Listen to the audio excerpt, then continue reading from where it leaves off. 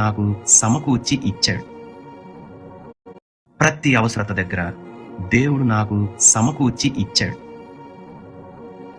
ప్రతి అక్కర అద్భుతమైన రీతిలో నాకు అది తెచ్చిచ్చాడు. ప్రతి నీడి దగ్గర ఎటు నుంచి వచ్చినాయో తెలియదు, నాకు తీసుకొచ్చి ఇచ్చాడు.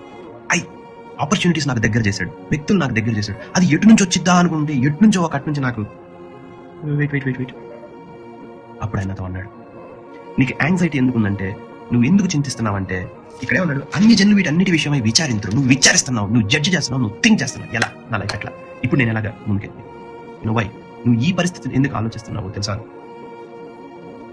నేను కదా నా అవకాశాలు ఓపెన్ చేసుకోవాలనుకున్నావు నువ్వు అన్నాడు. ఇంకా అర్థమైందా? ప్రతిసారి నేను నీకు అవి సమకూర్చి పెట్టాను అనేది నువ్వు మర్చిపోయావు.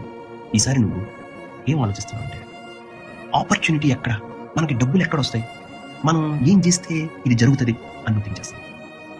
ఏం చేస్తే ఏది అదా, ఇటెళ్ళి చేయగలనా, వాడా, ఇదా మనం అట్ట చేసి ఇట్ట కదా, ఇదే కంటిన్యూస్లీ థింకింగ్. మీరు ఆలోచిస్తున్నారు, మీకు అర్థమవుతుందా? That is building stress, anxiety. అప్పుడేనన్నాడు, నువ్వు ఏది వెత్తలేదు, ఏది కొయ్యలేదు, నేను ఆ రోజు నేను నీకు సమకూర్చి పెట్టాను. Formula is same. ఆ రోజు నేను నీకు సమకూర్చాను. నువ్వు విత్తుకోవాలని తెలియని రోజు నేను నీకు ఇచ్చాను. మీరు భాగ్యము సంపాదించుకోవడం, మీకు సామర్థ్యం కలగజేయబడి మీ దేవుడనే యెహోవా.